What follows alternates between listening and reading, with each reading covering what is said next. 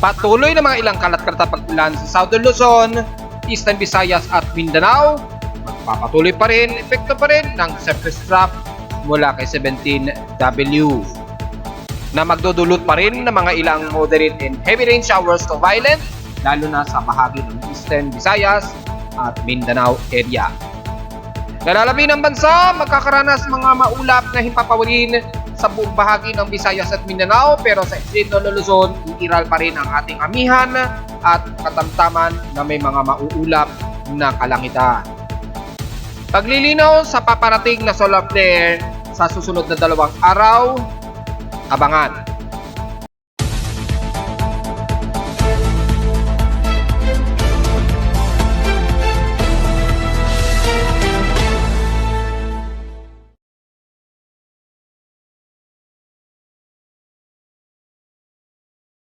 Hello, good morning mga folks. Welcome po muli sa ating daily weather bulletin at analysis para sa araw ng Linggo, November 19, 2023. Oras nating boss mga ay alas 9:56 na ng umaga.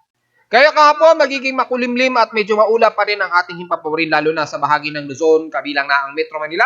Siyempre, kasabay ang medyo mahangin na paligid natin dahil nga po sa umiral natin na amihan ngayon. At nakakaranas ngayon ako ng pagpapasma ng aking mga kamay na nangangulugan lamang na nararamdaman ko ang cold breeze at lamig sa ating paligid, at alam natin yan ng mga kababayan natin dito sa Metro Manila despite na maaraw at may mga ilang tumataas o nagiging dry ang ating paligid ngayong umaga. Sa ating current conditions, maulap po gloomy pa rin at cold breezy na may mahangin at partly cloudy ang umiiral dito sa amin sa Caloocan City. At so far ay maabot sa pinakamataas na 20 kilometers ang pinaka-wind speed, at so far yung bugso umaabot ng 44 kilometers per hour since 9:55 AM na nararanasan base sa reading ng aking weather station ngayong umaga. At dahil dyan ay nakapagtala kami ng pinakamababang temperatura sa Caloocan kaninang 5:34 AM na lowest of 25.2 degrees Celsius. Kahapon ay medyo maalinsangan lamang na nakapagtala kami kahapon ng eksakto alas 12:32 ng tanghali. Nasa highest na po na 32.4 degrees Celsius. Ibig sabihin lamang medyo bahagya lang ding mataas ang ating heat index kahapon na naitala sa amin at 40.5 degrees Celsius. Kung tatabi naman natin sa iba't ibang weather stations sa heat index ni Pag-asa, kung updated, so far, hindi updated yung heat index ni Pag-asa. Ang huling record nila ay nitong November 17, so wala tayong maiko-comment ngayon. Malamang dahil linggo ngayon, walang pasok ang ibang empleyado nila na nag-a-update ng mga heat index.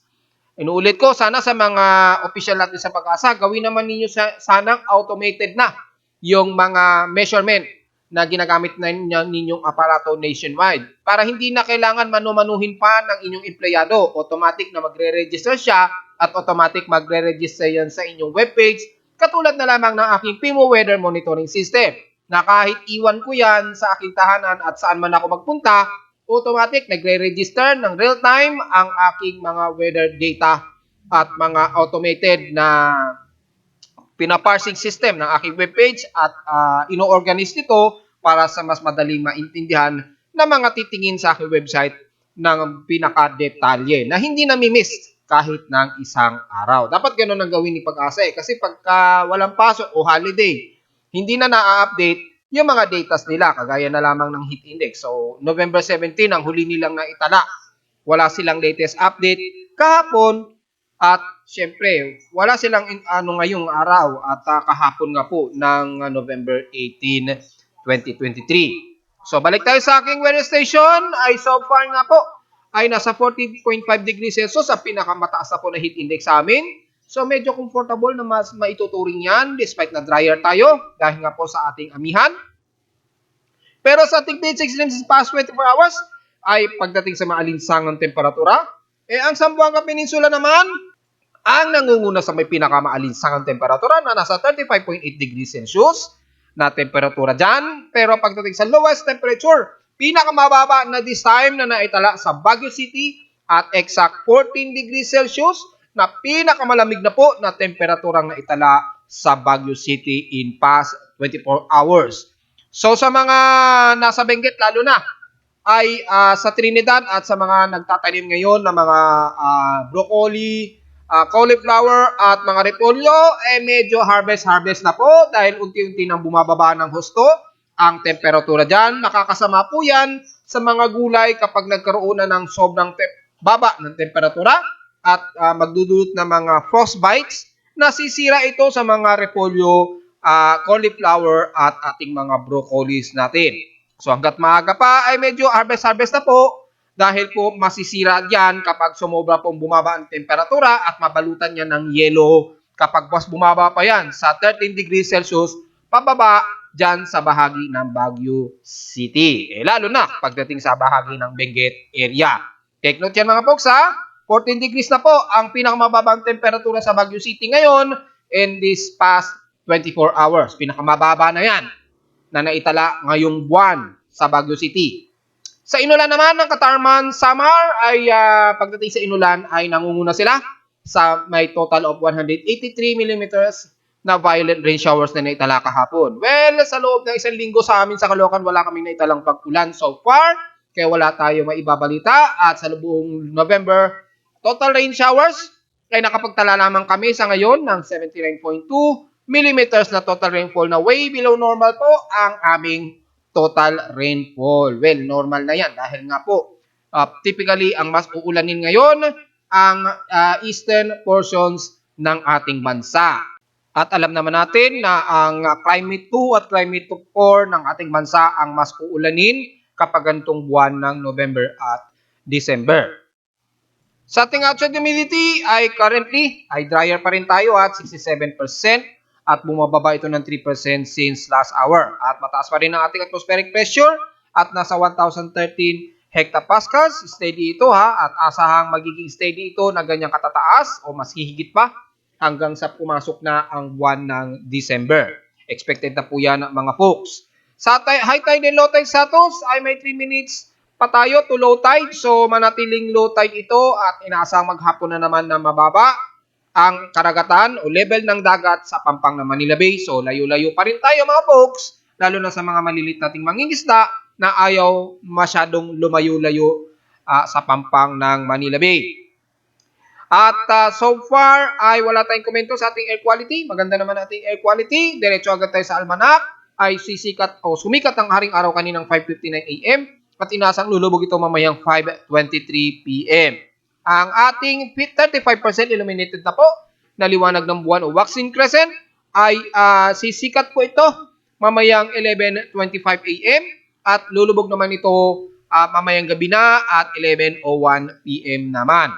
So ang ating local weather outlook naman para ngayong linggo hanggang bukas sa pito na Lunes, magiging partly pa rin ng maghapon at medyo hazy at magiging mahangin ang ating lagay ng panahon at pataasan siya daw ng pag-ulan at 100%. Ganon din bukas, magiging partly cloudy din daw ang maghapon pero mababa daw ang tsansa ng pag-ulan at 14%. Sa ating local weather advisory na natiling low pressure area pa rin na may tuturing natin kay 17W. According kay Pag-asa sa data feed sa aking webpage na mataan nila itong low pressure area estimated at 465 km silangan ito ng Surigao City sa Surigao del Norte pa rin, which is stationary na na-report natin kahapon. Ang highest and lowest temperature expected natin in 2 days ay nasa 30 to 31 degrees Celsius and lowest temperature expected ay nasa 23 to 25 degrees Celsius. Diretso agad tayo sa ating ginagamit na satellite imagery at makikita natin ang malawak na kaulapan nito na malamig na tuyong hangin mula din sa may extreme Luzon. Ito po ang ating amihan na dumadaloy ngayon na umaabot na ngayon sa bahagi ng Metro Manila at ilang parte ng Tagaytay at dyan sa Batangas area. Expected yan na mas maiiral na po ang ating amihan kaya makakaranas tayo ng mga ilang accumulated na mga kaulapan sa buong bahagi ng Luzon hanggang sa bahagi na ng South Luzon. Tuloy-tuloy na po yan. At dahil sa epekto na yan ay magkakaroon tayo ng di inaasahang mga isolated drizzle rains dahil nga po sa accumulated na to. Pero mas mangunguna po ang cold breeze at malamig na simoy ng hangin, lalo na po sa extreme North Luzon, kaya nakakaranas na ngayon kayo ng mas mababang temperatura dyan na nararamdaman ngayon ng mga taga Baguio City na mas bumaba na ito at umabot na nga sa 14 degrees Celsius. Ang lowest temperature sa kanila dyan na sobrang lamig na po. Expected na po yan sa bahagi ng extreme Northern Luzon. So mapa Ilocos Norte man yan, Pari, Cagayan Valley, ilang bahagi ng Isabela, magiging partly cloudy at cold breeze ang iiral at mga ilang mga maulap ang himpapaw rin dyan. At kasama na ang bahagi ng Central Luzon at Zambales, Pangasinan sa Dagupan hanggang dyan sa bahagi ng Bulacan, magiging maliwalas at partly cloudy lang din ang iiral at expected ang mga ilang isolated, typically mga drizzle light rain showers ang mas madalas na iiral nitong maghapon mga po. So hindi na natin isa-isahin yan dahil mangunguna pa rin ang daloy ng ating amihan na magkakaroon ng malamig na simoy ng hangin sa buong bahagi ng Northern Luzon kasama na ang Metro Manila at ilang bahagi ng Calabarzon. Pero pagsapit ng bandang Southern Luzon, lalo na sa may bandang Bicol Region, especially dyan sa may bandang Naga, papasok na yan ng Iriga, Legazpi hanggang Sorsogon at Catanduanes, magiging mostly cloudy at magiging maulan po pa rin ang iiral dyan. Epekto na ating surface trap dahil dito sa low pressure area na tumatambay pa rin sa may silangan bahagi ng ating bansa. All the way na yan ng buong bahagi ng Southern Luzon, Visayas at bahagi ng Northeastern Mindanao, lalo na. Typically, ang buong silangan ng Southern Luzon hanggang dyan sa may bahagi ng Mindanao ay magiging mas maulap at asahan pa rin ang mga ilang moderate and heavy rain showers, lalo na sa bahagi ng Samar Region at dyan sa bahagi ng Tacloban, Borongan Eastern Samar, pababa na po yan ng buong Leyte at Surigao area. Siyempre, magiging maulap pa rin at magkakaroon pa rin ng isolated rain showers. Ang buong bahagi ng Surigao del Norte, pababa na yan. Siyempre, Damayang Butuan, pababa ng Malay-Balay Bukidnon, Davao Region, at Agusan del Sur, all the way hanggang dyan sa bahagi ng Davao City. Magiging mas maulap at asahan din ang mga kalat-kalat na pag-ulan na may pagkilat at pagkulog dahil pa rin sa umiiral pa rin na surface trap. Sa kanluran naman ng Visayas at Mindanao, ay asahan ang mga maulap na hipapawirin pa rin. So expected pa rin mga isolated rain showers ang ating maghapon dahil sa accumulation ng maulap dahil nga po sa ating surface trap pa rin ng low pressure area. Damay na ang Central Visayas, Negros Region, mapabuhol man yan, at sa bahagi ng Mindanao naman, ang buong Northern Mindanao area, at ilang parte ng Zamboanga del Norte, at ilang parte ng BIRRM, at so sa dyan, magiging parte tumusin cloudy at mga isolated rain showers din ang iiral, despite na maalinsangan at mataas ang humid sa inyong lugar. Magdala po ng pananggalang hindi lang sa tinding sikat ng araw, kundi sa mga di inaasahang mga pag-ulan, lalo na sa bahagi ng Barm, Sorsogon at bahagi ng Zamboanga Peninsula. Then expected pa rin na mataas ang alinsangan sa inyong lugar, lalo na sa mga taga Zamboanga, na lalagpas pa rin ng 35 degrees Celsius ang expected na temperature dyan despite na magiging mostly cloudy ang iiral sa inyo. Magkaroon man ng mga pag-ulan, typically mga ilang moderate and some heavy rain showers and scattered po ito So mas magandang magdala na lamang ng pananggalang sa ulan all the way hanggang dyan sa may bandang Zamboanga City na at isla ng Basilan at Ulu-Sulu mga folks. So generally, ang katimugan pa rin ng ating bansa ay mas makakaranas pa rin ng mga pag-ulan na may mga pagkilat at pagkulog lalo na sa bahagi ng Eastern Visayas at Northeastern Mindanao. Sa Mimaropa naman, magiging partly cloudy ang iiral at magkakaroon ng mga ilang isolated rain showers lamang. Typically, mga bandang hapon o gabi mga folks. Pero mga umaga, magiging katamtaman ang lagay ng panahon dyan mula Mindoro, El Nido hanggang Puerto Princesa. Pero sa kaduluduluhan ng Brooks Point at Batarasa, magiging mas paulan po ang area ninyo dyan. Tamay na ang Kalayaan Island. So ingat po sa mga biglaang buhos ng ulan at pagdudulot ng mga ilang flash floods.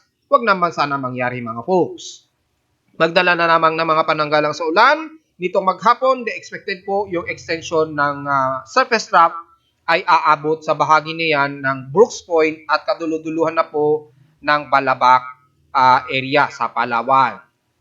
So generally, ang parte lamang ng Luzon at Northern Luzon ay magiging fair weather, partly cloudy at cold breeze ang iral. Pero drier po ang ating himpapawid dahil nga po sa umiiral nating amihan. Samantala, sa ating tropical cyclone sector monitoring, i-expect na madidissolve na itong C17W. Pero nanatili kasi yung kanyang surface trap kaya nanatili pa rin nasa low pressure area, itong C17W. And as of 10:45 AM ngayong araw ay ang kanyang central air pressure, pero malawak ito, very broad at 1,006 hectopascals. Pero wala nating aasahan na paglakas ng kanyang wind speed kaya hindi na natin masyado magiging problema yan. Yung kanyang mababang atmospheric pressure lamang niya na magdudulot ng mga pag-ulan sa nabanggit ko sa bahagi ng Southern Luzon, lalo na sa silangang bahagi ng Visayas at Mindanao, ay aasahan ang mga pag-ulan epekto po nitong surface trough na ito. Pero gaya na aking report, ina-expect na natin in 48-hour period. Ngayon ay 24-hour period expected. Iaalisin na ito ng aking computer tropical cyclone sector anytime. At bahala na po si Pag-asa na mag-indicate as low pressure area kung i-maintain nila yan. Pero sa atin ay hindi na natin magiging considerate as active low pressure area. Kundi trough na lamang na magdadala ng mga pag-ulan sa mga nabanggit ko sa bahagi ng eastern sections ng Visayas at Mindanao area.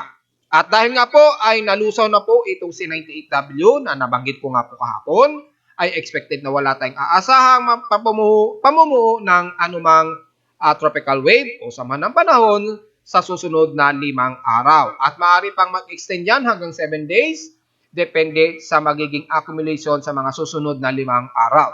Pero sa ngayon, within 5 days wala tayong aasahan na at kung titingnan natin sa ating tropical cyclone assessment monitoring, bumababa na po yung probabilities of potentially tropical cyclone development. So, ibig sabihin lamang nito ay bumababa na po ang mga tsansa na mabubuong bagyo sa atin sa Pilipinas.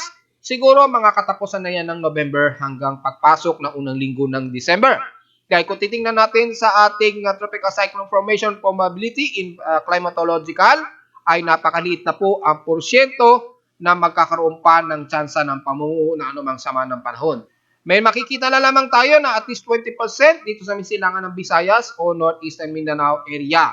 Pero siguro sa mga katapusan na ng November, maaaring tuluyang mawala yan or baling third week ng ating buwan ng November. Bago magkatapusan ng November ay wala tayong aasahan na tsansa ng pamumuo at ayon din sa ating Global Traffic Hazard Outlook, in third week ay wala na pong ipinapakita na may potential na tropical cyclone na mabubuo hanggang sa pumasok nga po ang unang linggo ng December. So, kapag nangyari yan ay at maaring sana ay tuloy-tuloy nito para ang buong December natin ay magiging merry at wala tayong poproblemahin na anumang sama ng tropical cyclone development. Siyempre, hindi pa rin mawawala ang mga pag-ulan. Normal po yan sa atin. Importante na lamang yan para maibsan po o makontrol po yung pagtaas ng ating dry spell. Dahil nga po, tandaan natin, nasa high peak po tayo ng El Nino sa West Pacific Basin natin. So, maganda ng medyo umulan-ulan dyan para lang makontrol yung paglala ng ating drought index, mga folks. Well, in speaking po ng drought index, kung sisilipin natin yung vegetation and drought natin sa Pilipinas, siyempre, dahil iniulan po ang Climate 2 at Climate 4 ng Pilipinas. Ano ba yung Climate 4? Baka hindi pa rin nila nalalaman kung ano yung Climate 4. Ang Climate 2 at Climate 4 ng Pilipinas ay ang area ng bandang Bicol Region, Eastern Visayas hanggang sa bahagi ng Eastern Mindanao area. Kung sisilipin ninyo sa climatological ni Pag-asa, yan po yung parting Climate 2 natin. Yan. Yung Climate 4, yung pagitan na ito ng bandang Southern Luzon, Central Visayas at ilang portions ng Northern Mindanao. Yun yung mga bandang Climate 4 area ng ating bansa.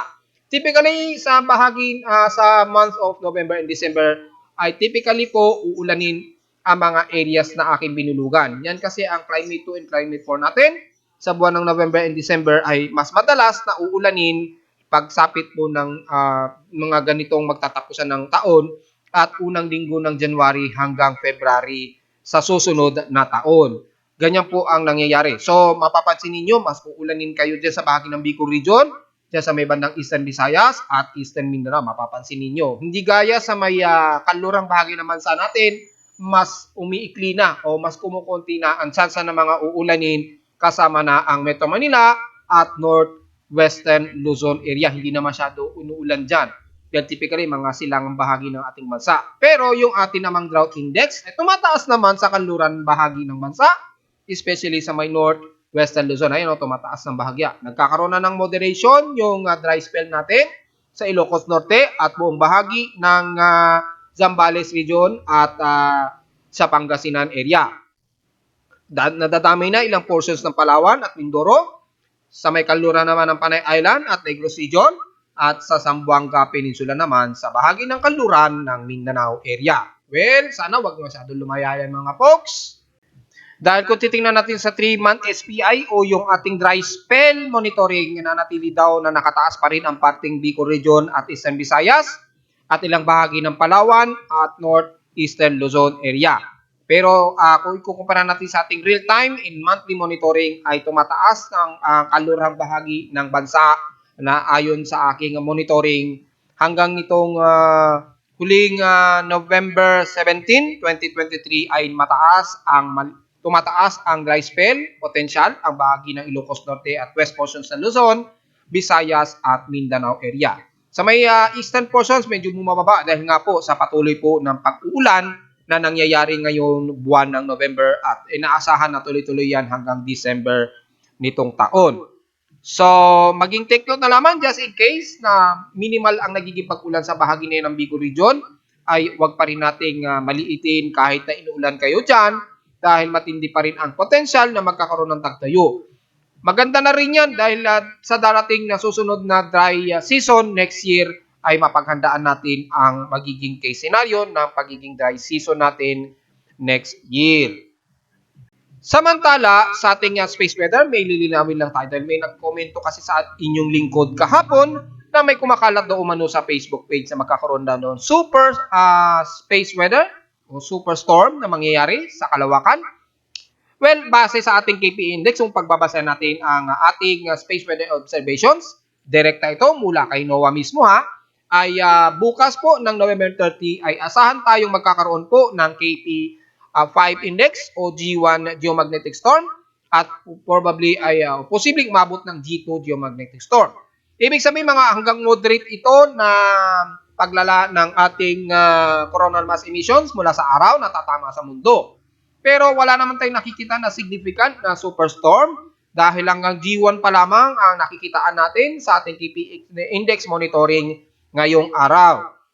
Kung pagbabasin natin ang latest LASCO, ayan nagbuga ng CME 3 days ago at makikita natin sa ating CME monitoring ay wala naman tayong nakikitaan na superstorm na pag-react ng ating coronal mass emission. May coronal mass emission siya pero at least mga hanggang G1 lamang ang ating nakikita rito. Wala naman tayong significant na nakikita na superstorm mula sa kay Haring Araw. Mukhang wala naman. Ayan, ito yung real time niya since November 18. Kahapon ito wala naman tayong nakikitaan na superstorm. At kung titingnan naman natin sa SOHO IET 284 ay wala naman din masyado. Maaaring yung kanyang radioactive wave ay naglalaro pa rin sa 25%. So wala naman pagtaas ng 50% yung radio solar wind na nadedetect. Maging sa solar x-ray natin, wala naman masyado. Yung ating sunspot number, ang pinakamataas, 33,000 miles. Yung pinakamalaki, so kung titingnan natin sa ating tracking ng solar spot o sunspots, ay sa bandang 3489 lamang. At hindi naman ganun kalala yung pag-create ng solar corona. Wala naman nagiging abnormal sa solar flare. Yung solar photon, normal naman din po at is S0. Kung mag-arrive man yan, typically papalo lamang yan hanggang R1, just in case. So, yung mga kumakalat na magkakaroon ng superstorm, mukhang hinay-hinay muna at suriin mo na maigi dahil wala tayong nakikitaan dito maging sa ating solar stereo ng plasma density. Ayan ito yung mangyayari bukas, tatama sa Earth. Hanggang 350 kilometers per second lang naman yung solar wind natin na tatama sa Earth bukas. Simula bukas ng madaling araw. So wala tayong nakikitaan So hindi ko malaman paano nangyaring superstorm. Wala naman tayong ine-expect na magkakaroon ng malakihang solar weather na dadating. Yun, wala. Ang pinaka-maximum stereo lang talaga hanggang density of 350 kilometers per second lamang.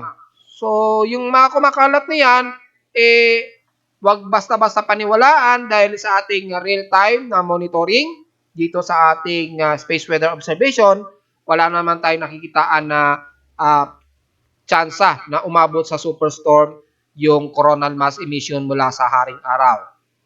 Wala tayong nakikita, maging sa LASCO, wala naman eh. Nagkaroon ng CME, yes, pero wala namang nakikita na malaki ang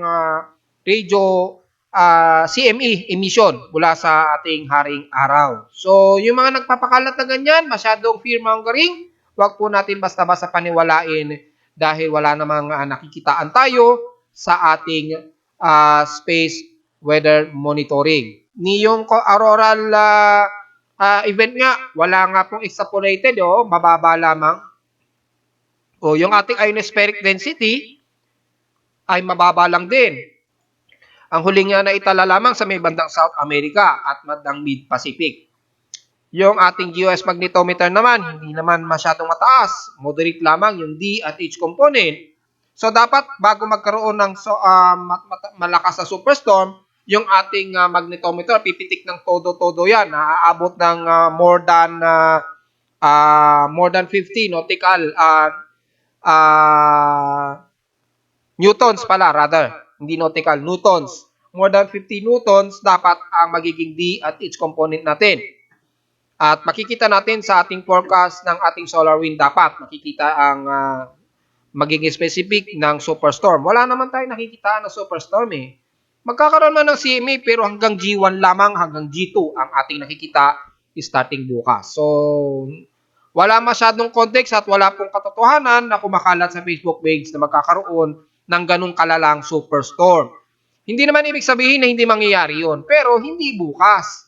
Wala pa tayong nakikitaan na mangyayari yun. So, yun lang po ang ating masasabi dyan. Very insignificant yung kumakalat sa mga social media natin na magkakaroon ng superstorm daw sa ating kalawakan dahil wala naman tayong nakikita sa ating monitoring dito sa aking PIMO weather page. Sa gusto malaman, tingnan nyo na lamang sa aking webpage para sa pinakadetalye na gusto ninyo malaman dahil maging yung real time natin ng Solar LASCO at ng ating CME monitoring sa haring araw ay nandito na po lahat, mga folks.